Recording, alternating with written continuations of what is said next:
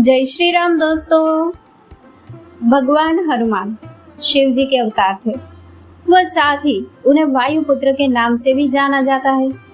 उनकी माता ने कठोर तपस्या के बाद हनुमान जी से पुत्र की प्राप्ति हुई थी। बचपन में भगवान ब्रह्मा जी के द्वारा मिले वरदान व विभिन्न देवों की शक्तियां अर्जित करके हनुमान परम शक्तिशाली हो गए थे। हनुमान जी का जन्म ही इस पृथ्वी पर भगवान श्री राम के संकटों को दूर करने के लिए व उन्हें अपना लक्ष्य प्राप्त करने में सहायता करने के लिए हुआ था। इसी कारण जब भगवान राम 14 वर्षों के वनवास पर गए और दुष्ट रावण माता सीता को उठाकर लंका ले गया, तब भगवान राम की हनुमान से भेंट हुई थी। हनुमान जी भगवान श्री राम के सबसे बड़े प्रिय भक्त थे। भगवान हनुमान में कई गुण थे व उनको सभी वेदों शास्त्रों का भी संपूर्ण ज्ञान था, किंतु इसी के साथ साथ हनुमान जी को संकट मोचन कहा जाता है, अर्थात संकटों को दूर करने वाला व जीवन को एक नई दिशा दिखाने वाला।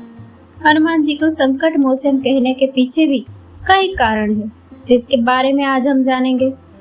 हनुमान जी को संकट मोचन क्यों कहा जाता है, यह जानने से पहले हमारा यह जानना आवश्यक है कि आखिर संकट मोचन का अर्थ क्या होता है, या फिर इससे हमारा क्या तात्पर्य है।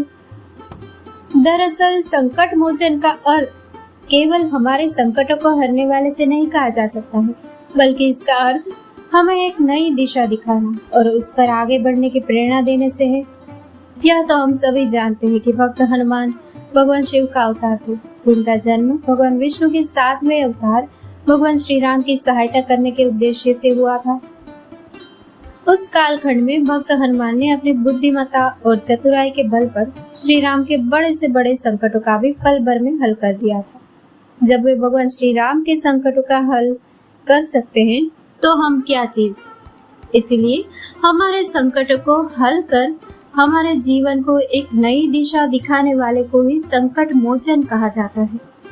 रामायण की कथा व श्री राम व दुष्ट रावण के बीच हुए युद्ध को तो आप सभी जानते होंगे व उसमें भगवान हनुमान की भूमिका से भी आप भली-भांति परिचित होंगे। आइए जानते हैं हनुमान जी ने कब कब प्रभु श्री राम पर संकट आने पर उनकी सहायता की और उन संकटों को दूर किया। माता सीता को खोजना। जब दुष्ट रावण माता सीता को धोखे से अपने पुष्पक विमान में बिठाकर भारत भूमि से कहीं दूर लंका ले गया, तो राम और लक्ष्मण के लिए माता सीता का पता लगाना बहुत मुश्किल था। वह साथ ही उन्हें माता सीता के कुशल मंगल की भी चिंता थी। ऐसे समय में हनुमान ने अपनी शक्तियों का प्रयोग करके लंका की उड़ान भरी और माता सीता से भेंट की। वहां उन्होंने न केवल माता सीता का पता लगाया, अभी तो उन्हें सुरक्षित बाहर निकालने का आश्वासन भी दिया। इसी के साथ जब लंका के सैनिकों ने हनुमान को पकड़ लिया था और उसे रावण के सामने लेकर गए थे, तब रावण ने हनुमान की पूंछ में आग लगाने के निर्देश दे दिए थे, किंतु हनुमान जी को इससे कुछ नहीं हुआ। अभी तो उन्होंने अपने पूंछ की आग से पूरी लंका में आग लगा दी थी। विभीषण को अपना बनाना। जब रावण का भाई विभीषण लंका से निष्कासित होने के बाद श्री राम की शरण में आया, तब पूरी वानर सेना उनके चरित्र पर संदेह कर रही थी, किंतु केवल राम के प्रिय भक्त हनुमान जी ने उनकी मनोदशा को समझा व इसमें श्री राम का साथ दिया व पूरी सेना को समझाया। वही विभीषण अंत में जाकर रावण की मृत्यु का प्रमुख कारण बना था। राम सेतु का निर्माण। जब भगवान राम अपनी सेना के साथ लंका पार करने वाले थे, तब उस पर पुल बनाने का उत्तरदायित्व हनुमान ने ही उठाया था। वे स्वयं सभी पत्थरों पर भगवान राम का नाम लिख रहे थे, ताकि वह पानी में डूबे नहीं।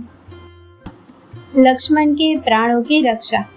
जब राम के भाई लक्ष्मण इंद्रजित के साथ हुए युद्ध में बुरी तरह घायल हो गए, तब उन्हें केवल हिमालय में स्थित संजीवनी बूटी से बचाया जा सकता था, जिसे सीमित समय में उन्हें दिया जाना था, अन्यथा उनकी मृत्यु हो जाती। ऐसे समय में हनुमान जी ने यह काम किया और हिमालय पर्वत से पूरे संजीवनी पर्वत को उठा ले आए व लक्ष्मण के प्राणों की रक्षा की। अहिरावण से मुकाबला।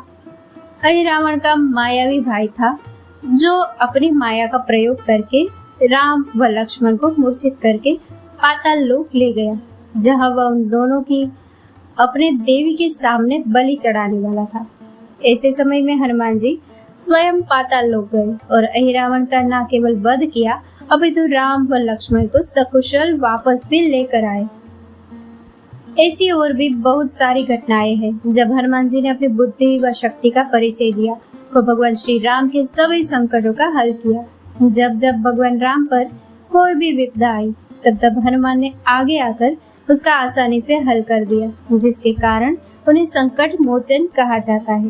भगवान श्री राम की भक्ति व सेवा करने के अलावा भक्त हनुमान स्वयं में बहुत बुद्धिमान व शक्तिशाली भी थे।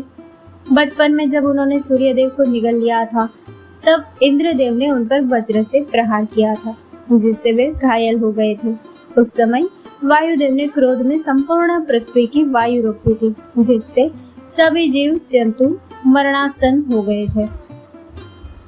उस समय स्वयं ब्रह्मा जी ने पवन पुत्र हनुमान को न केवल ठीक किया, अभी तो उन्हें वरदान भी दिया। ब्रह्मा जी के वरदान से उन्हें किसी भी अस्त्र शस्त्र व स्वयं ब्रह्मा जी के प्रमुख अस्त्र ब्रह्मास्त्र से कुछ नहीं हो सकता था। इसी के साथ विभिन्न देवों ने भी अपनी अपनी शक्ति के अनुरूप हनुमान जी को वरदान दिया। ब्रह्मा जी व सभी देवों के द्वारा मिले वरदान के कारण हनुमान जी परम शक्तिशाली हो गए थे। इसी के साथ साथ भगवान हनुमान ने समस्त वेदों व शास्त्रों का अध्ययन भी किया था व उससे संपूर्ण विद्या अर्जित की थी। इस कारण हनुमान में शक्ति के साथ साथ बुद्धि का भी समावेश हुआ। समय के अनुसार क्या निर्णय लेना चाहिए, उपलब्ध संसाधनों का कैसे उचित उपयोग करना चाहिए व अपनी शक्ति का कहाँ सही इस्तेमाल करना चाहिए इत्यादि समस्त चीजों के उचित प्रयोग के कारण भी हनुमान जी को संकट मोचन की संज्ञा दी गई। भगवान हनुमान के संकट मोचन कहलाने का एक कारण माता सीता से मिला वरदान भी था। दरअसल भगवान हनुमान माता सीता को अपना गुरु मानते थे। वह माता सीता भी हनुमान की परम भक्ति व निष्ठा भाव से बहुत प्रसन्न थी। इसी कारण माता सीता ने हनुमान को हमेशा अजय अमर होने का वरदान दिया। वह हमेशा श्री राम के भक्तों के संकट दूर करने को कहा। इसी कारण केवल भगवान हनुमान ही ऐसे हैं जिन्होंने कभी पृथ्वी लोक का त्याग नहीं किया। वह मनुष्य रूप में जन्म लेकर भी हमेशा के लिए अमर हो गए। कहते हैं कि माता सीता से मिले वरदान के कारण भगवान हनुमान आज भी जीवित है। वह श्री राम के भक्तों के संकट हरते हैं। हनुमान जी को संकट मोचन कहने के पीछे सबसे प्रमुख कारणों में से यही एक कारण है। इसीलिए हम हनुमान चालीसा में भी पढ़ते हैं कि संकट कटे मिटे सब पीरा, जो सुमिरे हनुमत बलबीरा। अर्थात यदि हम संकट में भगवान हनुमान को सच्चे मन से याद करते हैं तो वे हमारे संकटों को दूर करते हैं। वह हमारे जीवन को एक नई दिशा दिखाते हैं। यदि आप ध्यान देंगे तो पाएंगे कि श्री राम के जीवन में तो कई ऐसे महान पुरुष थे जिन्होंने संकट के समय में उनकी सहायता की थी, जैसे कि वनवास के समय माता सीता और भाई लक्ष्मण का साथ देना, सीता हरण के पश्चात मित्र सुग्रीव का अपनी पूरी सेना के साथ साथ देना, रावण से युद्ध में विभीषण का साथ देना, तो लक्ष्मण के मूर्छित होने पर लंका के राजवैद्य सुषेण का साथ देना इत्यादि। ऐसे कई उदाहरण हम आपको दे सकते हैं। जब श्री राम के संकट के समय विभिन्न लोगों ने अपनी अपनी भूमिकाएं निभाई थी, तो आखिर हनुमान को ही संकट मोचन की भूमिका में सर्वोपरि क्यों रखा गया है? इस शंका का समाधान हम इस सरल से उत्तर से कर देते हैं। यह तो हम सब जानते हैं कि भक्त हनुमान को सभी वेदों शास्त्रों का संपूर्ण ज्ञान था। इसी के साथ उन्हें अष्ट सिद्धियों और नव निधियों का दाता भी कहा जाता है।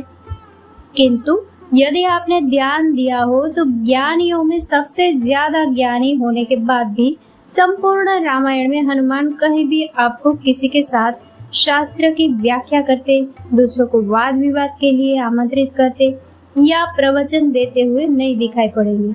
रामायण में हनुमान केवल वही बोले जहाँ उनकी आवश्यकता थी, ना उससे कम बोले और ना उससे अधिक। जब हनुमान पहली बार समुद्र पार करके लंका पहुंचे थे, तब उनकी रावण से पहली बार भेंट हुई थी। तब भी हनुमान ने रावण को सीमित शब्दों में सचेत कर दिया था, लेकिन उसके ना समझने पर वे मौन हो गए थे। और उसके बाद का परिणाम हम सभी जानते हैं। कहने का अर्थ यह हुआ कि ज्ञान का अर्थ ही मौन हो जाना होता है। साधारण मनुष्य इसीलिए बोलता है ताकि बोलने से शायद कुछ प्राप्त हो जाए। बुद्धिमान व्यक्ति द्वारा वाद विवाद का उद्देश्य अपने बुद्धिमत्ता का परिचय देना होता है, जबकि जिसने संपूर्ण ज्ञान प्राप्त कर लिया हो वह किसी से अनावश्यक बातचीत नहीं करता। वह केवल उतना बोलता है जितना स्थिति के अनुसार आवश्यक हो। इसीलिए रामायण में आप हनुमान को बोलते हुए कम पाएंगे और अपने कर्मों को करते हुए ज्यादा। भले ही श्री राम के जीवन में समय समय पर कई दुविधाएं आई और उनका निराकरण करने में अलग अलग लोगों की भूमिकाएं रही हो, लेकिन जब श्री राम की विपत्ति का हल किसी के पास नहीं था तब हनुमान काम आए थे। जैसे कि जब श्री राम और लक्ष्मण मेघनाथ के नागपास में अपनी अंतिम सांसें गिन रहे थे, तब हनुमान बिना एक पल भी व्यर्थ किए सीधे भगवान गरुड़ को लेने चले गए थे, जिन्होंने श्री राम और लक्ष्मण को नागपास से मुक्ति दिलाई थी। ऐसे आपको कई उदाहरण मिल जाएंगे जब हनुमान ने बातों में अपना समय व्यर्थ करने की बजाय कर्मों को प्राथमिकता दी। इसी के साथ माता सीता के आशीर्वाद से उन्हें कलयुग के अंत तक इस पृथ्वी पर रहने और श्री राम के भक्तों के संकटों को हल करने के लिए रहना है। इसीलिए जब भी संकट मोचन का नाम आता है तब उसमें भक्त हनुमान का नाम सर्वोपरि होता है। दोस्तों, इस कथा को लाइक, शेयर और हमारी चैनल को सब्सक्राइब करना ना भूले। जय श्री राम।